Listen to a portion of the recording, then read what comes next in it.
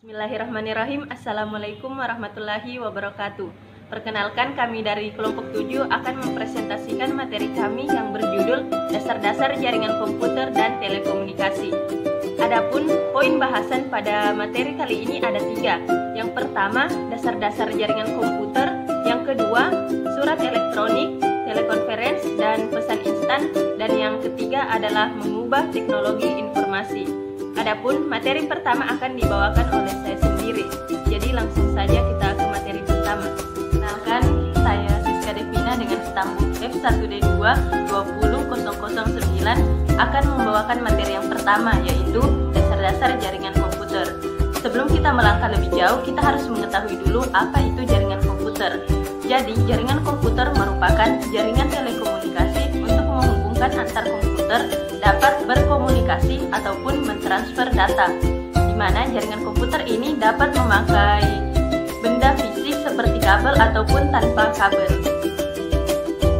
Jaringan komputer dapat dibedakan menjadi beberapa jenis. Yang pertama adalah jaringan LAN atau Local Area Network, yang merupakan jaringan yang dapat menghubungkan perangkat komputer dalam wilayah terbatas atau tempat terbatas, seperti hanya pada sebuah gedung ataupun sebuah kantor.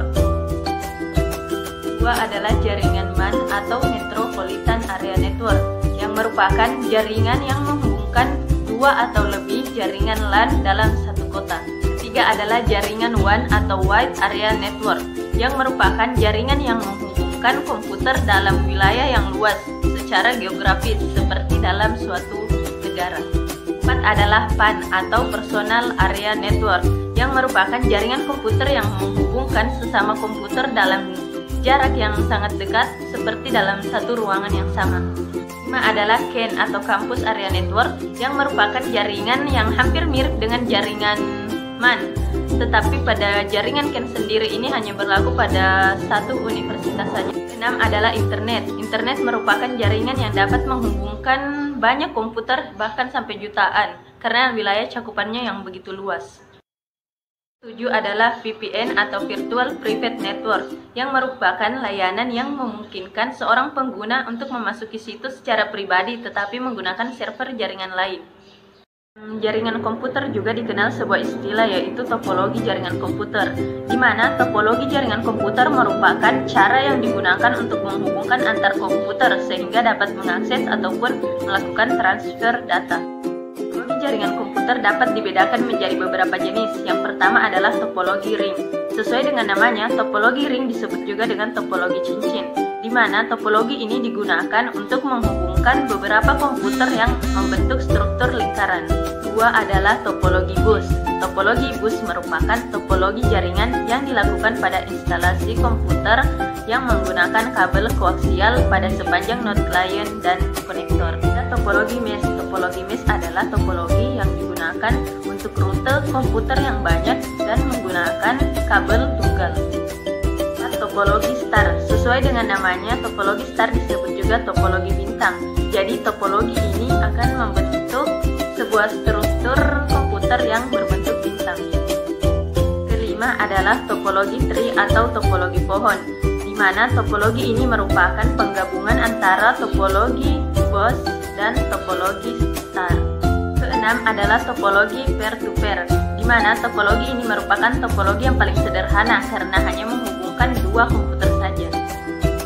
7. Topologi linier.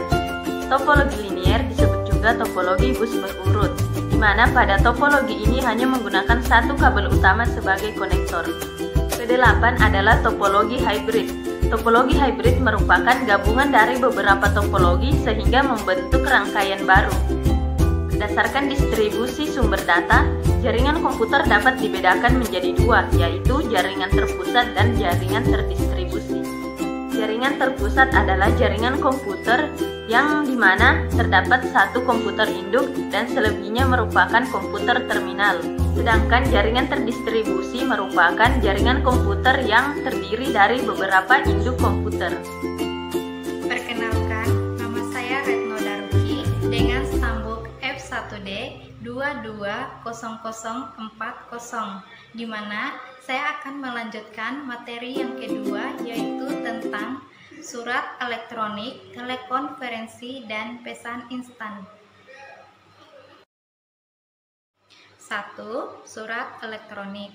Surat elektronik merupakan sarana kirim-mengirim surat melalui jalur jaringan komputer. Macam-macam dari surat elektronik antara lain 1. Gmail, 2. Yahoo, 3. iMail, dan 4. Windows Live. 2. Telekonferensi.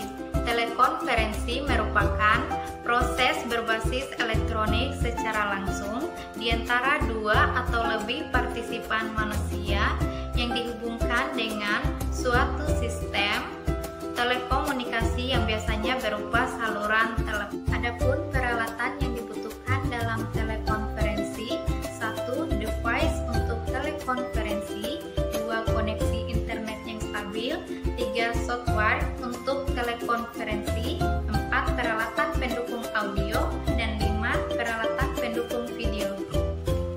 3. Pesan instan. Pesan instan adalah suatu proses pengiriman pesan dengan cepat melalui perantara jaringan internet dari satu komputer ke komputer yang lain. Adapun contoh dari aplikasi pesan instan antara lain Telegram, Line, WhatsApp, Facebook, dan Perkenalkan, nama saya Vera Wardani dengan nomor sambung W1D220033. Saya akan membawakan materi ketiga, yaitu tentang mengubah teknologi informasi. Perkembangan teknologi informasi sudah mengubah gaya hidup masyarakat, terutama dalam bertransportasi.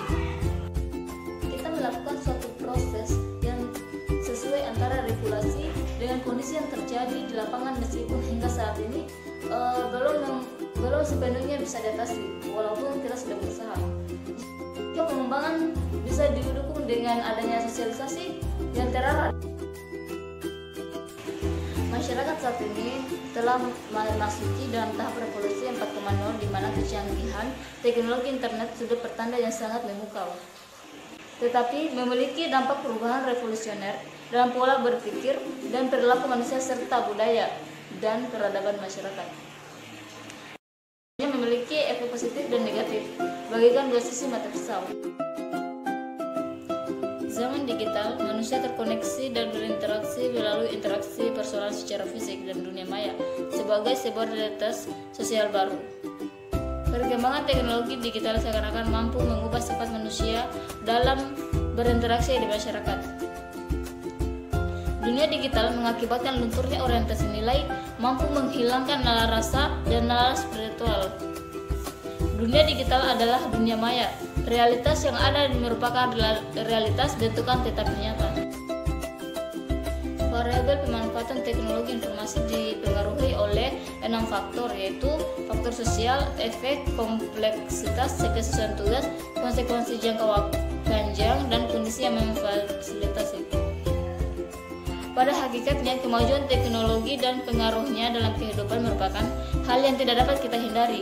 Akan tetapi, kita dapat melakukan tindakan yang bijaksana terhadap diri kita sendiri, keluarga, dan juga masyarakat luar.